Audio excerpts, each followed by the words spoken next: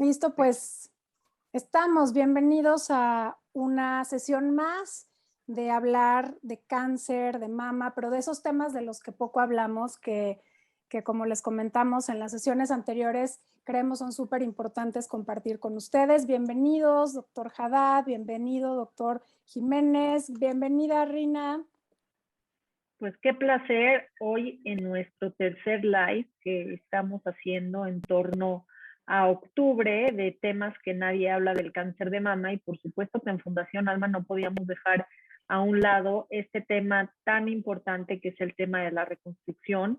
Hoy estamos muy contentos porque tenemos, además de dos grandes amigos, dos grandes cirujanos plásticos. Realmente para mí es un honor contar hoy con el doctor José Luis Haddad, que es el presidente de Fundación Alma. Tiene un currículum impresionante en el tema de reconstrucción, tiene un libro escrito de reconstrucción mamaria, conocido en toda Latinoamérica. Y qué decir del doctor Gustavo Jiménez, que pues hemos caminado por este camino, es director de una fundación también muy importante que está en el estado de Guanajuato. Él es cirujano plástico certificado. Y pues bueno, creo que ahora sí estamos con los mejores expertos que nos pueden hablar de preguntas muy frecuentes que siempre recibimos de pacientes en torno a la reconstrucción, que para mí la reconstrucción es la parte, la cereza del pastel, como yo le digo, es una de las partes más importantes del tratamiento de cáncer, en donde en Fundación Alma, desde nuestra trinchera, hemos logrado muchísimo en el tema de política pública para que cada vez más mujeres tengan acceso a este tipo de procedimientos. Entonces, pues hablemos de lo que nadie habla del cáncer de mama y de reconstrucción. Bienvenidos y muchas gracias. Yo quiero empezar con una pregunta que puede sonar súper básica, pero creo que siendo parte de una comunidad grande de mujeres que hablamos de cáncer, en las que escucho muchísimas dudas y muchísima información sobre ¿y a ti cómo te reconstruyeron, te reconstruiste o no, en qué momento, cómo, con qué técnica, con qué? Me gustaría empezar con la más básica, que es ¿en qué momento nos debemos de reconstruir después de haber pasado por una cirugía del tipo mastectomía radical, por ejemplo, en la que sí necesitamos o muchas queremos una reconstrucción, pero ¿cuál es el momento? Porque hay como muchas dudas por ahí de cuándo se tiene que hacer esto. Bueno, si me permite, es mi gusto contestar esta primera pregunta. En términos Adelante. generales, gracias. En términos generales, Valeria, hay dos etapas para hacer una reconstrucción de mama. Una es la reconstrucción inmediata y la otra es la reconstrucción tardía. La tendencia actual en el mundo, sobre todo en los países desarrollados, que tienen un diagnóstico temprano de la enfermedad y que tienen técnicas evolucionadas para preservar la mayor cantidad de tejidos en la mama, la piel, la areola, el pezón, etcétera. La mayor cantidad de los procedimientos se hacen inmediatos, es decir, la reconstrucción se hace inmediatamente después de que el que ha quitado la mama, sea el especialista que sea, y después entra el cirujano plástico para hacer la reconstrucción de manera inmediata, que puede ser o en 2 tiempos o en 1 tiempo, dependiendo la técnica que se use, y esta es una gran variedad. Ahora, en México, dependiendo del nivel, digamos, social o económico o cultural, se hace la reconstrucción en diferentes etapas. Por ejemplo, en la mayor cantidad de las pacientes que hemos operado en la Fundación Alma y que hemos operado con Gustavo en las campañas que ha efectuado, son reconstrucciones tardías, no inmediatas, porque la gente no tiene acceso a hacerse una reconstrucción en el momento que se hace la mastectomía. Entonces tenemos que esperar un tiempo razonable para dejar pasar lo que el oncólogo nos diga, como para poder hacer la reconstrucción de manera tardía. Pero si tú me preguntas así en términos generales, en una medicina de altos estándares, yo creo que la tendencia en el mundo es hacer reconstrucciones mamarias inmediatas. Aunque en México la mayor cantidad de las reconstrucciones se hacen de manera tardía.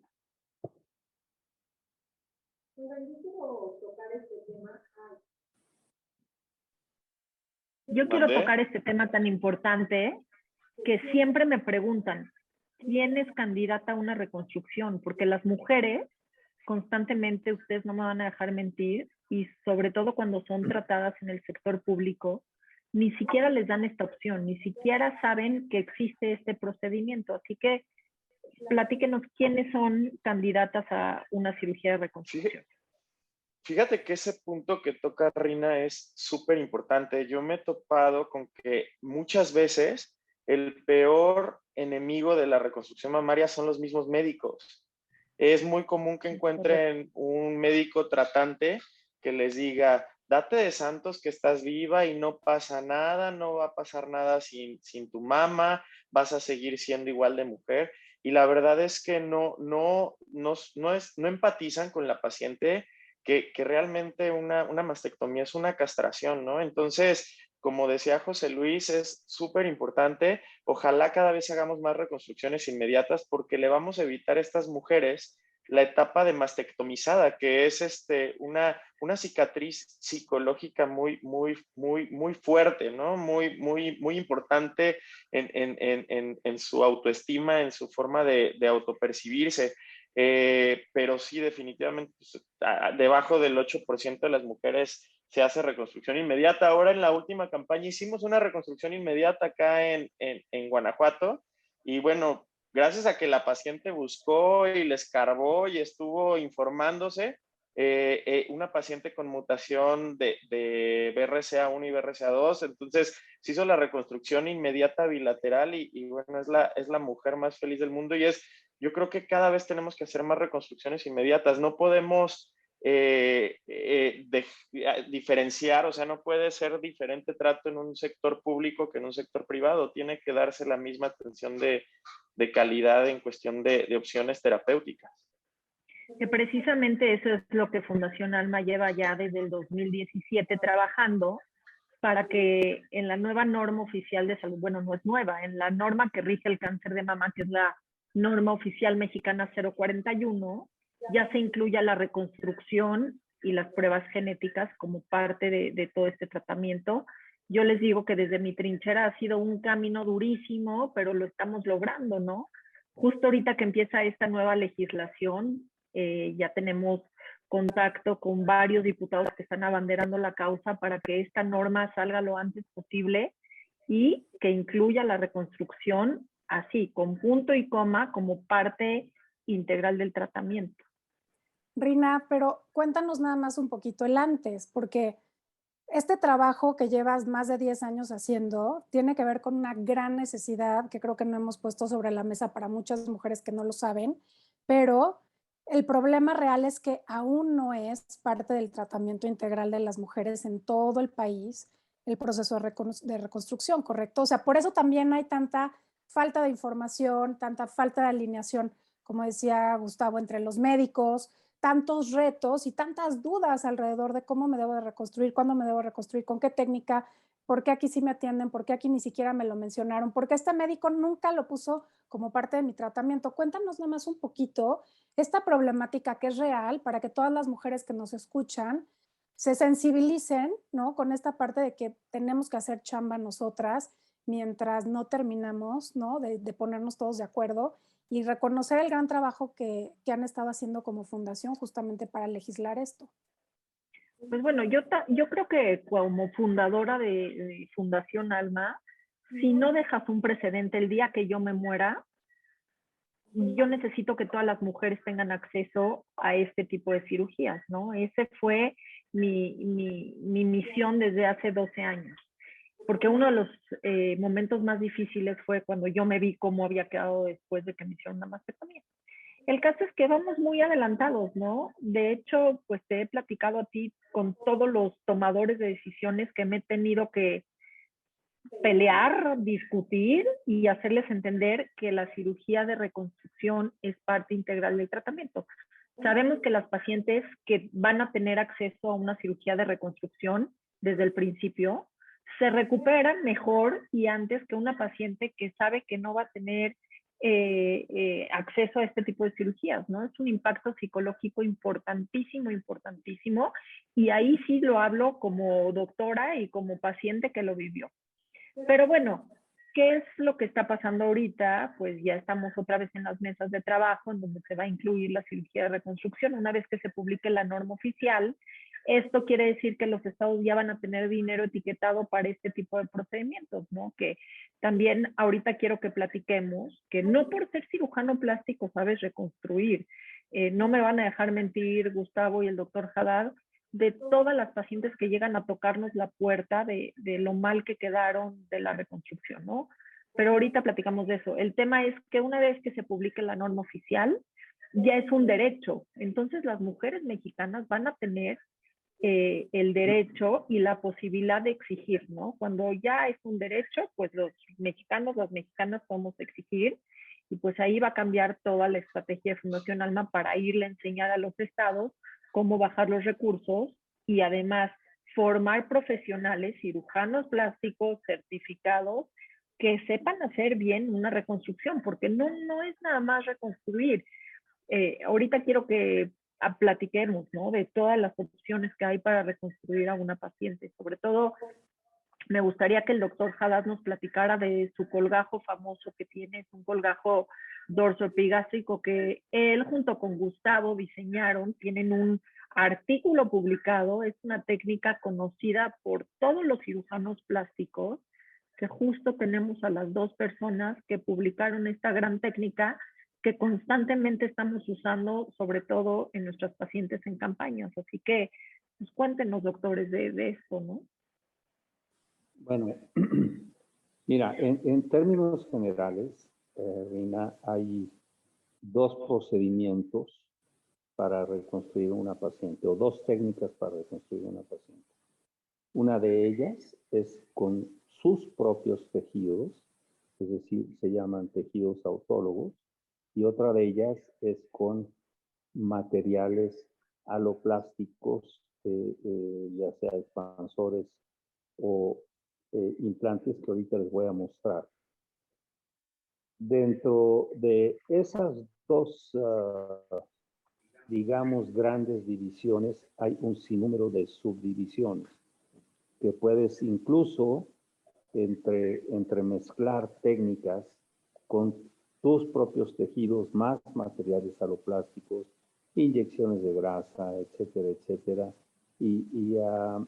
El chiste de esto es lograr el mejor resultado posible e individualizar cada caso en la etapa en la que está, el tipo de piel, el volumen de mama, las expectativas de la paciente, las posibilidades que tenga el cirujano para hacer una técnica o dos técnicas, y haciendo una pausa en esto que comentabas de que no todos los cirujanos plásticos están capacitados para hacer reconstrucciones mamarias. Pues no, como no todos los cirujanos plásticos están capacitados para hacer microcirugía, o como no todos los cirujanos plásticos están capacitados para hacer una técnica en particular. Pero sí se requiere de experiencia, se requiere de el conocimiento de todas las técnicas, y este colgajo fue diseñado inicialmente por Gustavo y un servidor hace algunos años en el Hospital General de México, y ha sido ampliamente utilizado. Es una técnica fácil de hacer una vez que tienes experiencia. Y la puedes combinar con materiales aloplásticos. Los materiales aloplásticos, como les voy a mostrar aquí, esto es un expansor tisular, es algo que se pone debajo de los tejidos, debajo de los músculos o debajo de alguna malla sintética o algo, pero en la mama, para ir expandiendo progresivamente el tejido hasta que esto dé un espacio suficiente para que cuando sea el momento más apropiado, y no voy a hablar de esto porque es muy variable, se intercambie ese expansor por un implante definitivo, que habitualmente son implantes anatómicos, aunque pueden ser redondos, y estos se quedan ya de manera definitiva en la paciente para que se termine la reconstrucción mamaria. Podemos hablar de muchísimas técnicas, de muchísimas alternativas, pero en términos generales, esas son las dos más utilizadas. Y yo sé que Gustavo y yo utilizamos frecuentemente nuestro colgajo porque nos ha ahorrado muchos problemas en las pacientes de reconstrucción de mama. Y justo Sí, esa iba a ser fíjate mi siguiente pregunta. Perdón, Gustavo, y ahorita nos dices, pero ¿cuándo deberían de hacerse cirugías con colgajo y cuándo con otras técnicas? Ustedes que son los super expertos. ¿Cuándo se recomienda yo, cada yo, una? yo creo que es súper importante lo que dice José Luis, el punto de que tenemos que echar mano del universo grande de técnicas y posibilidades para escoger la combinación ideal en cada una de nuestras pacientes. Cada mujer es diferente y es única y tiene una combinación ideal. Yo creo que la microcirugía, que es lo más sofisticado de reconstrucción mamaria, que es para que las pacientes entiendan retirar tejido de lugares distantes, por decir, del abdomen o de una pierna, y pegarlo por microscopio con suturas muy finas al área torácica para reconstruir la mama. Son procedimientos muy sofisticados que muchas veces en manos no expertas son procedimientos largos que pueden implicar más riesgo para la paciente. Yo creo que tenemos que combinar, buscar ese equilibrio entre el menor riesgo posible que conlleve para nuestras pacientes con un resultado estético adecuado. José Luis no me dejará mentir, hay un artículo por ahí de 1978 de uno de los grandes cirujanos plásticos de la historia, de Ralph Millard, que es muy reconocido porque tiene su técnica de labio y paladar hendido, y él empezó haciendo reconstrucciones mamarias y son unos resultados que si los ves dices, no, mejor que no me operen porque es un parche de piel que dista mucho de parecer a una mama. Fueron los inicios de la reconstrucción mamaria, pero lo que hacemos actualmente es completamente diferente y aplicamos todos los conceptos estéticos para que sea estéticamente favorable también y no solo una reconstrucción como tal. Y regresando entonces a las técnicas que ustedes recomiendan, el punto es que al final del día dependerá de cada mujer. Claro. Sí, la idea, Valeria, es que dependerá del caso. Por eso es bien importante lo que comenta Reina, lo que comenta José Luis, que tú sepas manejar varias opciones, porque no todas las pacientes son candidatas a utilizar un expansor o un implante, o a unas es mejor opción, pero definitivamente, o a veces es una combinación de técnicas, ¿no? Hacer una reconstrucción, por ejemplo, híbrida, algo de grasa con un implante más pequeño. Dependerá mucho de las condiciones y obviamente también de la historia clínica de las pacientes. Pacientes con riesgos altos, obesidad, enfermedades crónicas, sí se pueden reconstruir, pero pues tienes que buscar opciones que sean menos mórbidas, que sean menos riesgosas para ellas.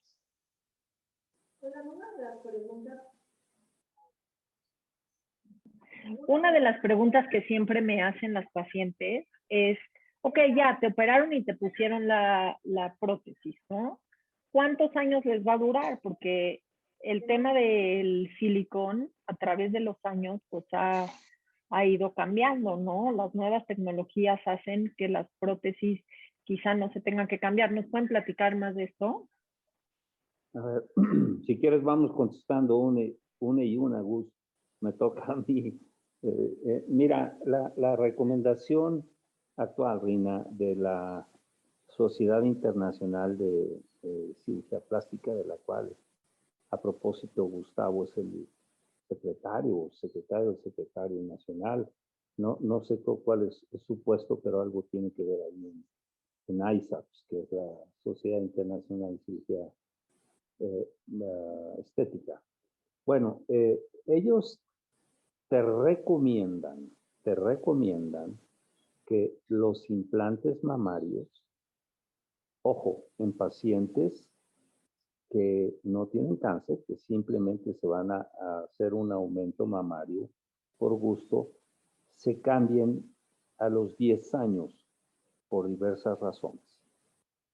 Recientemente, o no tan recientemente, pero apareció una, digamos, una patología asociada a la colocación de implantes mamarios, a la cápsula de los implantes mamarios, que hace que tengas tú que estar vigilando estos implantes cada determinado tiempo. Ahora, ellos te recomiendan que los cambies a los 10 años. Mi conducta en particular es que si yo veo a una paciente que tiene 15 años de operada, que yo operé, por ejemplo, 15 o más, 18, 20 años, y su mastografía está bien, sus tejidos están bien, se ve bien, no hay una contractura, no hay ningún signo de ruptura y todo esto, yo en lo particular dejo esos implantes. Entonces, hay recomendaciones de sociedades internacionales. Sin embargo, como en todo, aquí debe de entrar el criterio del médico y el sentido común del médico para saber cuándo cambiar los implantes y cuándo dejarlos. Sí, porque hay todo un tema, ¿no? Y ahora todo un movimiento alrededor de seguramente esto que platicas, doctor, de esta patología y de si se abren y se rompen y se contamina y no sé cuánta historia. Evidentemente creo que también hay una parte del lado de las pacientes de ser muy conscientes que si algo cambia, ¿no? Pues tienen que revisarse, así como cuando se enfermaron y cuando entraron en un procedimiento que los llevó a una cirugía. O sea, también hay una responsabilidad de nuestro lado de cuidar nuestros implantes. Y esa es mi otra pregunta. Una parte es la que ustedes hacen, ¿no? Siguiendo, analizando mastografías, revisando a las pacientes, pero ¿cómo como pacientes que tenemos un implante controlamos un poquito o entendemos un poquito cómo cuidarnos? ¿Hay alguna cosa especial que tengamos que hacer? Fíjate que es muy importante el chequeo médico anual. Yo en lo particular hago un chequeo anual por medio de ultrasonido, pero la exploración es básica. Y yo creo que aquí la autoexploración es una parte fundamental. Una paciente que tiene implantes tiene el mismo riesgo de una paciente sin implantes de padecer cáncer de mama en lo largo de su vida.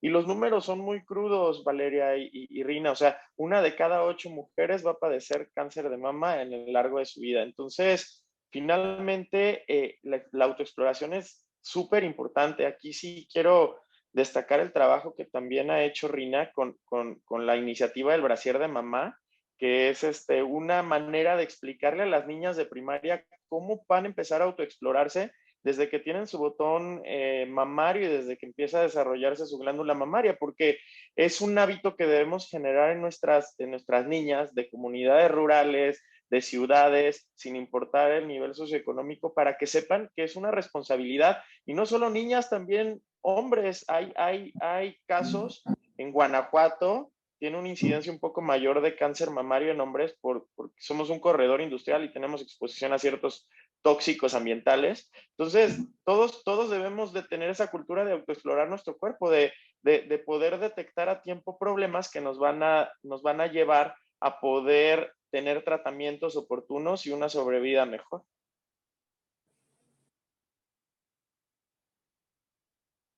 Oigan, creo que también es importante platicar de esto que lo vemos frecuentemente, que nos preguntan de cuál es la edad para reconstruirse, ¿no? Vemos mujeres sobrevivientes de cáncer, hemos tenido, creo que mujeres de 70, 75 años en Fundación Alma.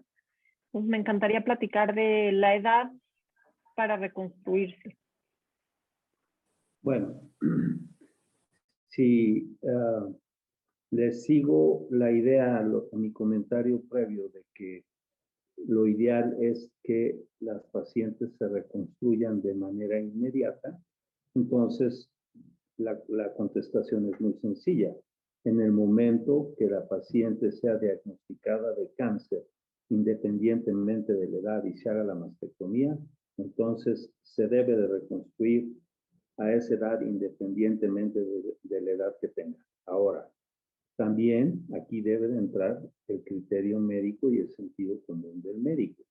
Si es, por ejemplo, una paciente muy grande con comorbilidades como por ejemplo diabetes, hipertensión, obesidad, fumadora, etcétera, etcétera, con un carcinoma muy agresivo o con un cáncer muy agresivo de mal pronóstico a corto plazo, pues entonces hacer lo menos posible, independientemente de la edad, para que la paciente tenga una mejor calidad de vida. El propósito de la reconstrucción mamaria no es curar a la paciente, aunque el tratamiento completo, integral de una paciente con cáncer de mama no se considera como tal hasta que no ha sido reconstruida.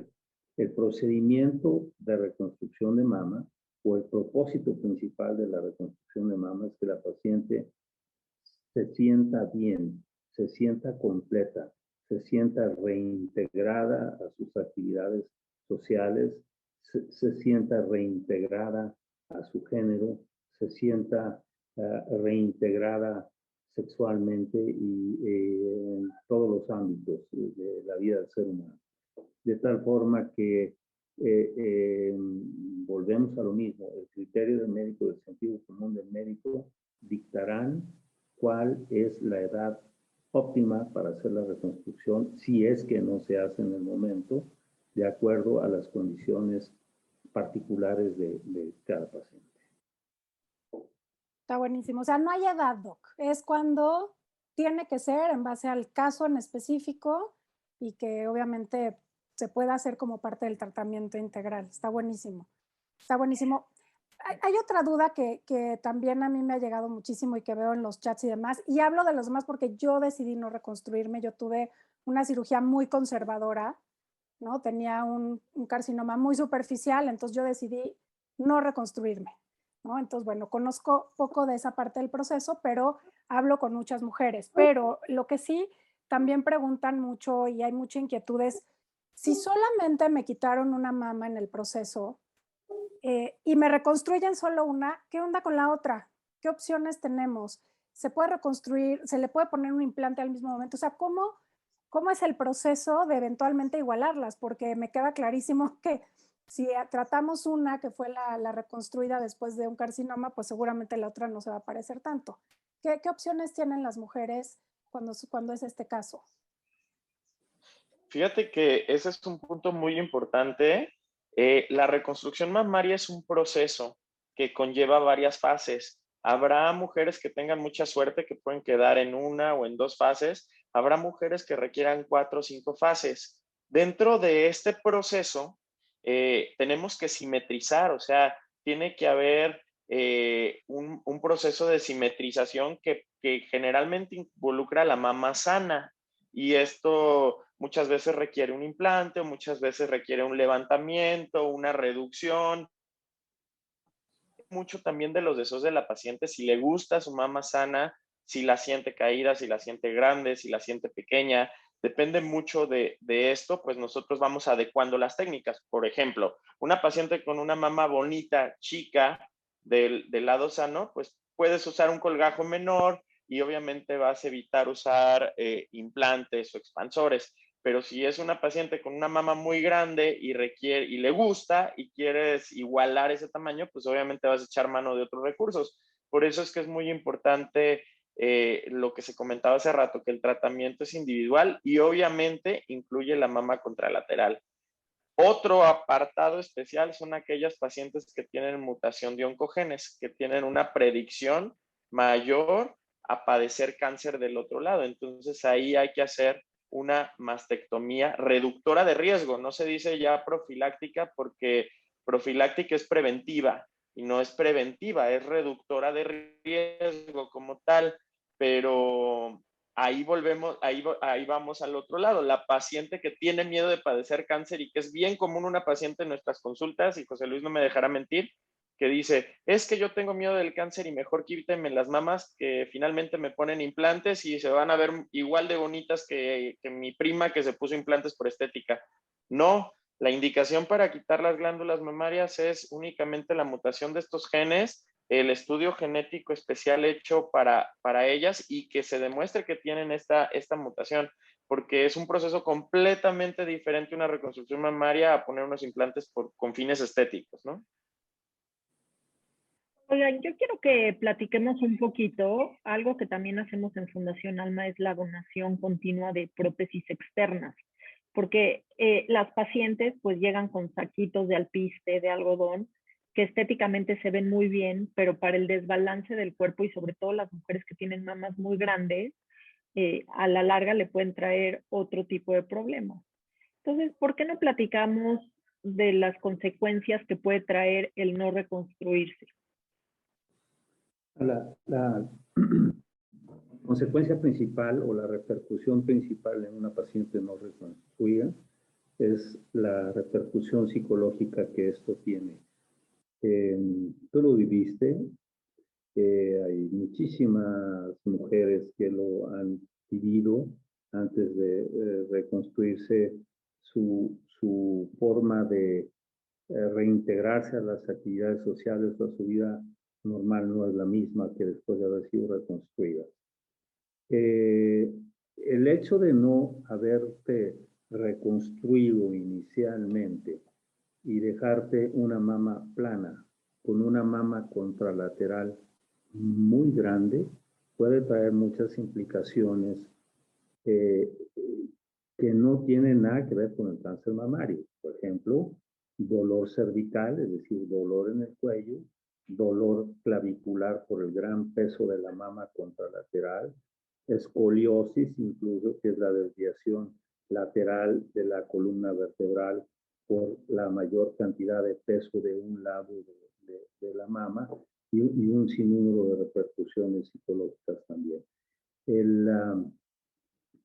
Yo creo que las pacientes tienen que decidir el momento en el que, si es que no se reconstruyeron inicialmente, en el momento que se tienen que reconstruir, el momento que el oncólogo lo decida también, o el mastólogo, el que haya estado manejando el cáncer.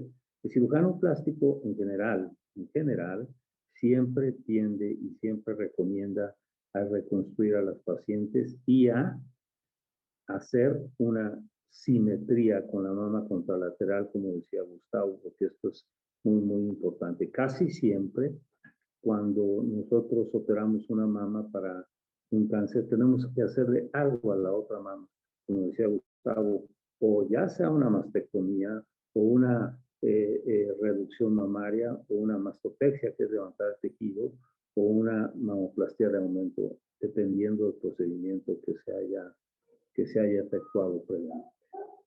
Las prótesis externas, me decías de las prótesis externas, pues mira, Rina, la verdad es que es como si te digo, pues tú tienes miopía, tienes la oportunidad de operarte o usar lentes toda tu vida. Nada más que bueno, la diferencia es que con los lentes, pues a veces te ves más bonita, ¿no? Porque son lentes muy caros, muy finos, con las prótesis externas nunca te vas a ver más bonita que con una reconstrucción bien efectuada. Bueno, pero también nos solucionan un problema. La verdad es que tenemos más de 10,000 pacientes beneficiadas con este tipo de prótesis externas, sobre todo las que tienen mamas muy, muy grandes, que, híjoles, creo que la prótesis más grande que tenemos es de 1,5 kilos. Ahora imagínense, pues, el desbalance por 1,5 kilos que sí tienes en un lado y el otro no, y les mejora muchísimo la calidad de vida a todas estas pacientes. Y peor es nada. No, y creo que es como mientras, ¿no? Muchas de ellas logran reconstruirse, ¿no? Pues bueno, poder usar una prótesis externa, claro que les ayuda. Fíjate que un punto muy importante es que la mujer esté 100% segura que quiere pasar el proceso de reconstrucción mamaria.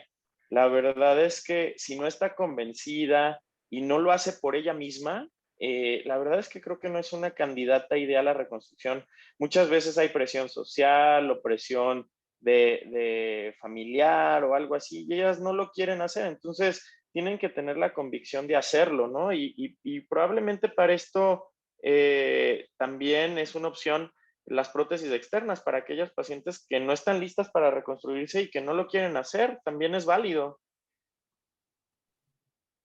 Sí, a mí me gustaría entender justo eso, porque han hablado que a veces son varias etapas, pero etapas quiere decir que pueden ser varias cirugías, ¿no?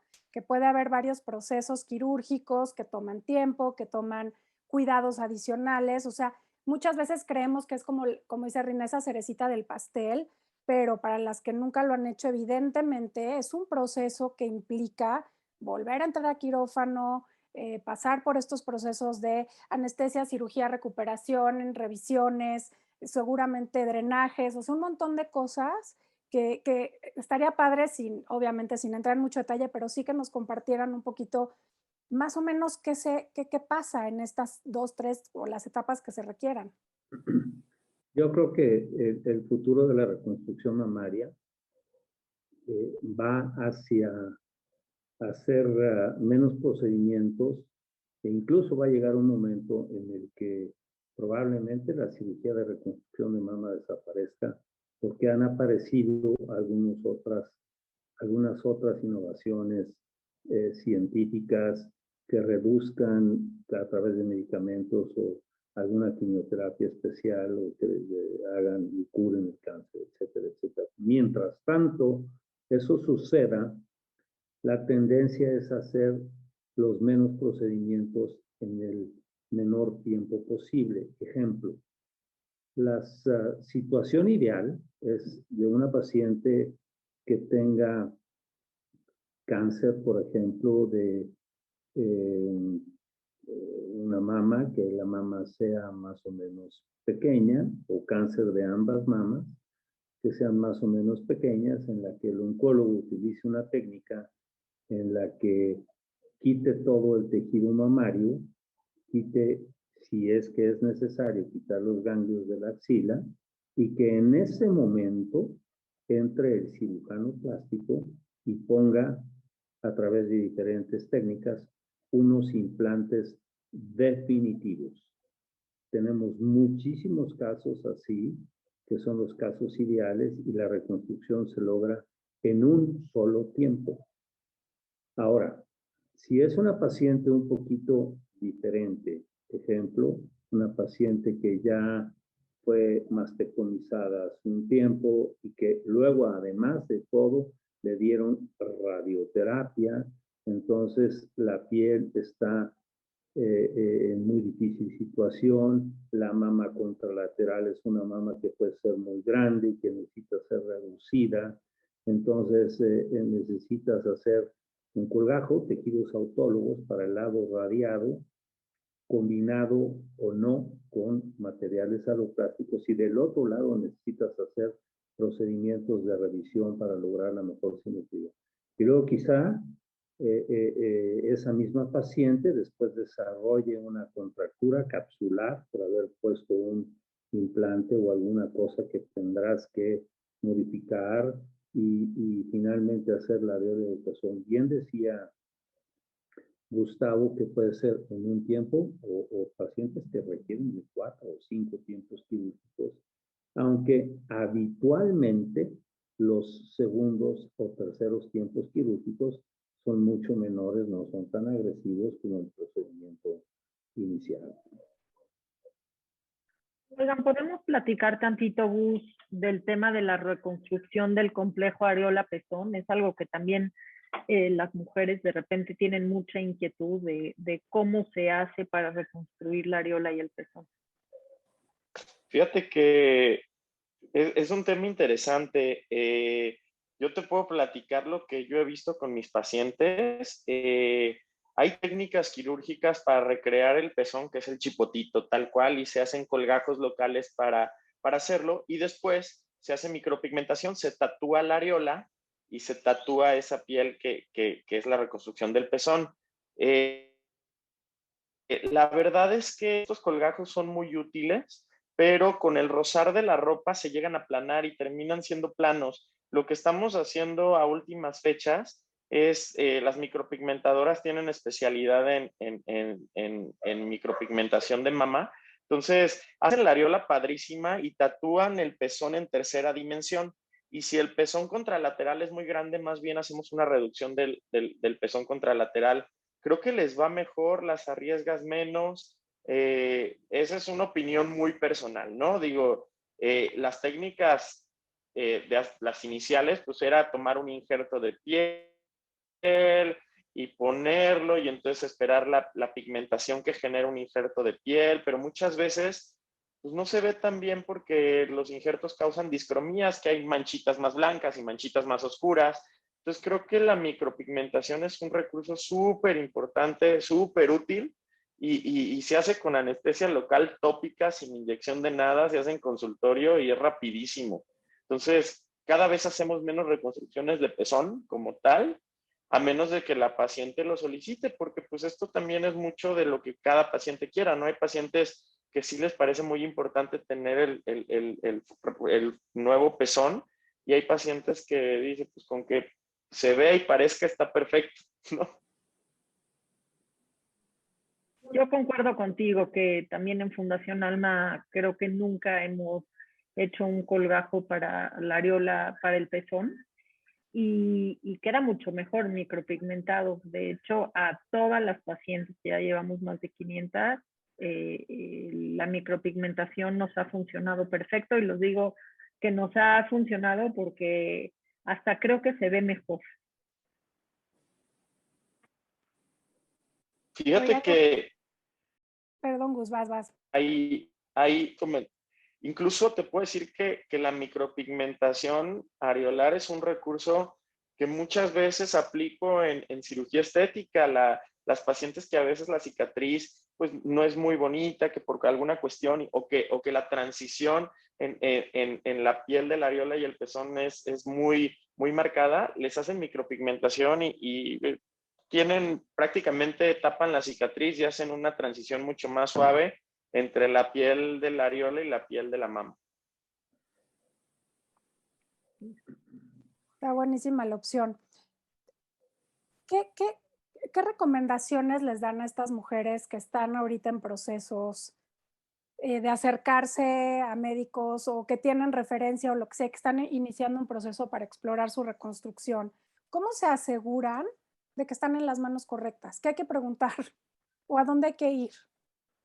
Mira, lo primero que hay que hacer, Valeria, es asegurarte que es un cirujano plástico certificado por el Consejo Mexicano de Cirugía Plástica, Estética y Reconstructiva. Ahora, debo decirte que afortunadamente los charlatanes que invaden nuestra especialidad y los intrusionistas, etcétera, habitualmente se enfocan o se concentran en los procedimientos de cirugía estética. La cirugía reconstructiva como que no les llama mucho la atención, es más difícil, no la saben hacer, no les interesa tener interrelación con otros especialistas porque siempre andan escondiéndose, etcétera. Entonces terminan haciendo liposucciones, terminan haciendo cirugía de párpados e implantes mamarios nada más. Ahora, si tú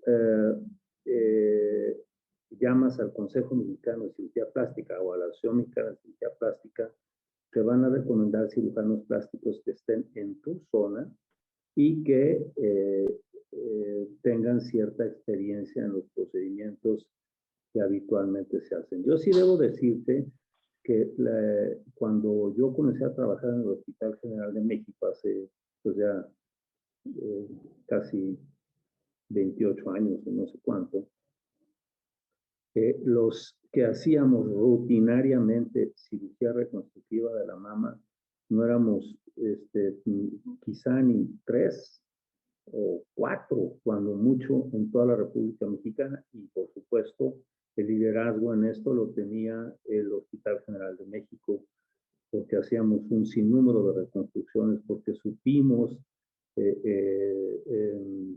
tener buenas relaciones con los oncólogos y los oncólogos nos permitieron hacer la reconstrucción. Pero en la actualidad, pues hay muchísima gente entrenada ya para esto. Digo, no muchísima, pero sí hay un buen número de especialistas en cirugía plástica que pueden manejar reconstrucción mamaria prácticamente o casi en toda la República Mexicana, de tal forma que no es tan difícil encontrar a alguien. Ahora, si a mí una paciente me habla y me pregunta, como fue el día de ayer, oye, me van a operar aquí en Cancún, me van a dar la mama y quiero reconstruirme, ¿a quién me recomienda? Entonces, yo sé quién hace esos procedimientos rutinariamente y yo le recomiendo a alguien, ¿no? Es así de fácil. ¿Dónde los pueden encontrar, Gus? Antes de despedirnos, me gustaría muchísimo que nos platiques de tu fundación, de la fundación que tú encabezas. La verdad es que Fundación Alma y Breast Reconstruction Network están trabajando muy de la mano y tenemos un gran compromiso con todas nuestras pacientes. Platícanos un poquito más de todo esto.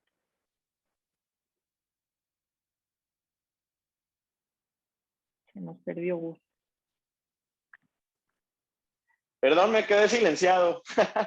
Yo en este caminar de la reconstrucción mamaria me he encontrado pocas gentes que piensen como tú, ¿no? Que les guste, que tengan como esta pasión por la reconstrucción mamaria, y una de ellas pues ha sido Fundación Alma. Entonces, en Guanajuato desde el 2014 ya llevamos 7 campañas en las cuales hemos podido ayudar.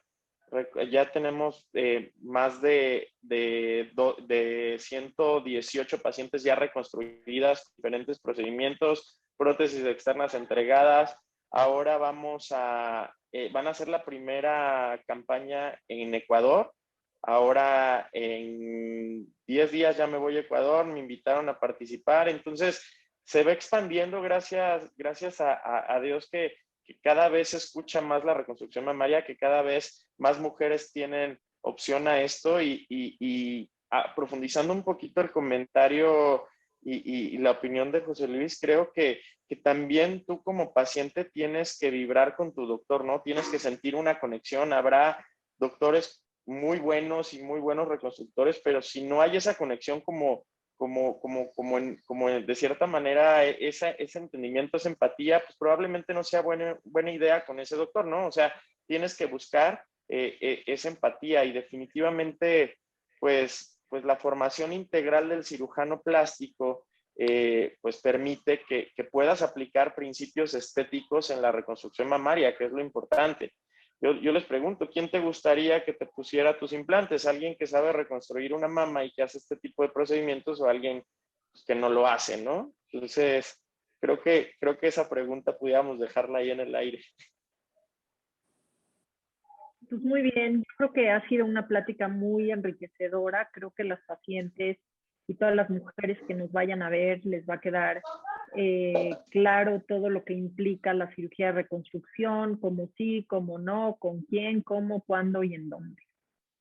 Así que muchas gracias de verdad por haberse tomado su tiempo. Gracias a los dos por estar en este camino tan importante y sumarse a la causa. Y quiero hacer un comercial, lo cual me hace muy feliz.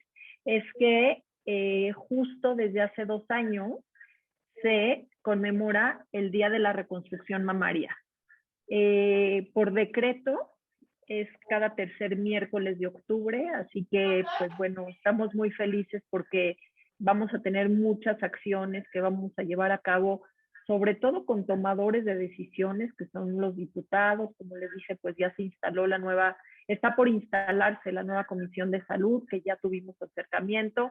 Entonces estamos muy contentos que pues los nuevos legisladores ya saben que existe un Día de la Reconstrucción Mamaria y que además están comprometidos a trabajar para que esto sea una realidad, ¿no? Así que este miércoles, tercer miércoles de octubre, pues Fundación Alma sí tiene algo que celebrar y todo México tiene por decreto algo que conmemorar.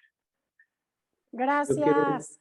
Yo quiero darle las gracias a los tres. quiero darle las gracias a las fundaciones que ustedes representan, que hacen que todo esto sea factible, sea posible, ayudar a las mujeres mexicanas en una etapa tan difícil desde el punto de vista de la salud en nuestro país. Gracias, Rina, gracias, Valeria, gracias, Gus. Con gente como ustedes vamos a salir adelante, nos ayuden o no nos ayuden. Muchas gracias. Gracias, en eso estamos, doctor. Aquí nos vemos en la siguiente sesión de live de este mes y muchísimas gracias por acompañarnos. Así es.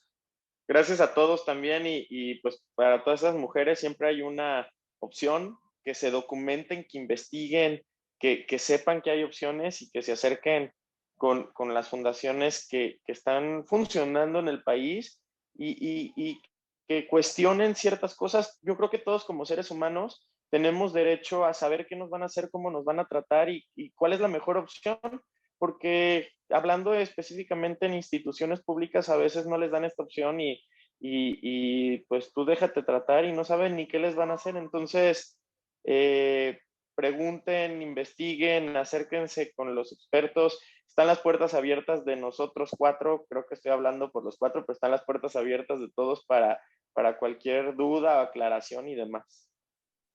Oigan, ¿dónde los pueden encontrar? Fundación Alma, estamos en Instagram y en Facebook como Alma Fundación, desde donde estamos transmitiendo, pero ustedes, ¿dónde los encuentran? Es más fácil encontrar a Gustavo. La verdad es que yo tengo una clínica que es Plenus Medical Group, de la cual no sé ni los teléfonos, pero yo, si le ponen ahí en Google mi nombre, les aparecerán seguramente todos mis datos y yo estoy ahí a sus órdenes. ¿Dónde te podemos encontrar? Yo, híjole, tengo mi cuenta del consultorio que está como doctor.gustavo Jiménez en Instagram y en Facebook. Y aparte están las cuentas de la fundación, que es BRN Fundación, en Instagram, en Facebook. Y finalmente, digo, ya ahorita que todos tenemos un celular a la mano, poniendo el nombre del doctor en Google, aparece el directorio del Consejo Mexicano, del AMCEPER, de ISAPS. O sea, finalmente de Plenus para buscar al doctor Haddad, de Phi Aesthetics en mi consultorio. La verdad es que yo ahora sí que voy a hablar por él también y lo digo a título personal.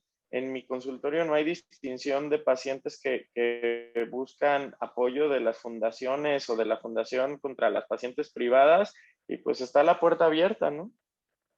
Buenísimo. Gracias. Y también Muchas las gracias, que quieran Gus. escribirme directo al blog, yo con muchísimo gusto los conecto directamente a valeriabenavides.mx y ahí pueden mandarme un correo y los conecto con cualquiera de estos increíbles doctores con los que platicamos hoy o con la Fundación Alma cuando se trata de reconstrucción, con muchísimo gusto. Pues muchas gracias. Gracias.